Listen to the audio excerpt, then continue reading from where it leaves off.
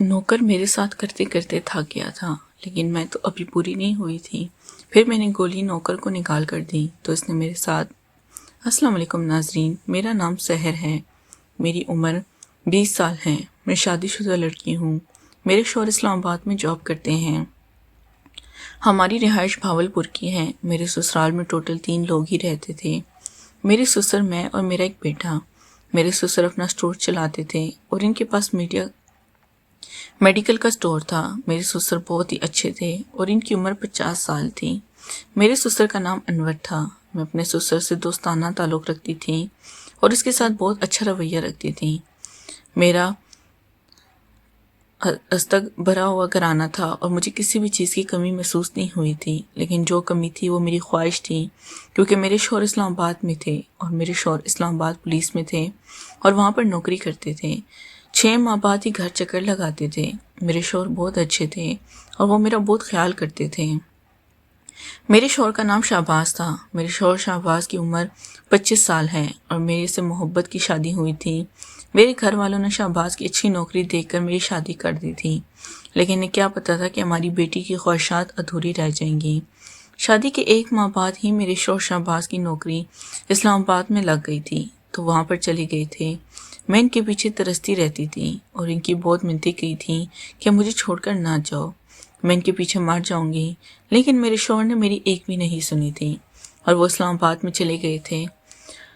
اب میں ان کے پیچھے ساری رات یہی سوچتی رہتی تھی کہ محبت کا سہارا ہوتا ہے اور مرد کا ہی سہارا ہوتا ہے۔ اگر اس مرد سے توجہ محبت نہ ملے تو پھر وہ کہاں جائے گی؟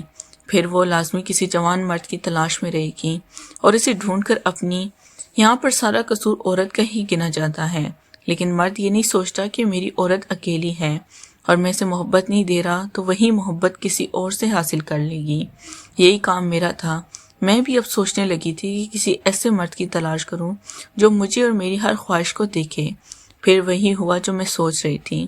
میری طبیعت کچھ خراب ہونے لگی تھی تو میرے شوہر نے مشورہ دیا کہ تم ایک قدم نوکر رکھ لو۔ مجھے بھی اپنے نوکر کی ضرورت پڑنے لگ گئی تھی کیونکہ میری صحت تھوڑی ڈاؤن ہو گئی تھی اور میرے گھر کے کام کاج نہیں ہوئے تھے، تو میرے شوہر نے مشورہ دے دیا تھا کہ تم کسی لڑکی کو تلاش کر لو، وہ گھر کے کام کاج بھی کر دیا کرے گا اور تمہیں سودا سلف بھی لا دیا کرے گا۔ میں بھی اب یہی چاہتی تھی۔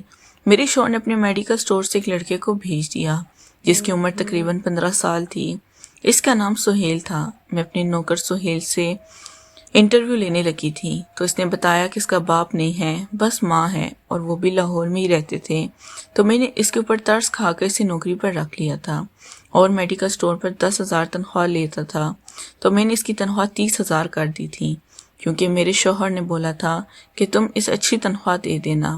میں نے اپنے شوہر سے فون کر کے نوکر کے سارے معاملات بتا دیے تھے کہ وہ یہ غریب گھرانے سے تعلق رکھتا ہے اور اس کی ماں باپ نہیں ہے، تو میرے شوہر نے بولا کہ تم اچھی تنخواہ پر اسے رکھ لو اور دن کا کھانا وغیرہ بھی دے دیا کرنا، اور اگر ہو سکے تو اس کو سارا دن گھر میں رکھو تاکہ وہ گھر کے کام کاج کرے۔ شام کو تب وہ آ جاتے ہیں کیونکہ شام کو میرے سسر 10 بجے گھر آتے ہیں اور میڈیکل سٹور بند کراتے ہیں، اس لیے میں نے اب اپنے نوکر سہیل کو کام پر رکھ لیا تھا۔ میں نوکر کو پہلی نظر دیکھتی اس پر دلہار بیٹھی تھی۔ وہ اتنا خوبصورت تھا اور مجھے اس سے محبت ہو گئی تھی۔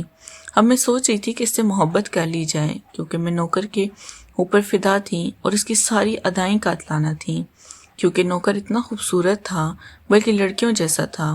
جب وہ سارا دن کام کاج کر رہا ہوتا تو میں اس کے آس پاس ہی رہتی اور اس کی محبت کو محسوس کرتی اور اس کے ساتھ تعلق بنانے کے لیے ترستی رہتی کہ کس طرح سے اپنے قریب لائے جائے اور اسے اپنا بنا لیا جائے، کیونکہ میرے شوہر نے تو مجھے جو مایوسی دی تھی میں اس مایوسی کو دل سے نہیں نکال سکی، کیونکہ کون سی عورت مرد کے بغیر رہ سکتی ہے، لیکن میرے شوہر نے میری عادت بنا دی تھی کہ میں اس کے بغیر جینا سیکھ گئی تھی۔ لیکن اب میری خواہشات کہہ رہی تھیں کہ اتنی خوبصورت لڑکی اور ایک جوان مرد تمہارے پاس ہے تو تم اس چیز کو کیوں ترس رہی ہو؟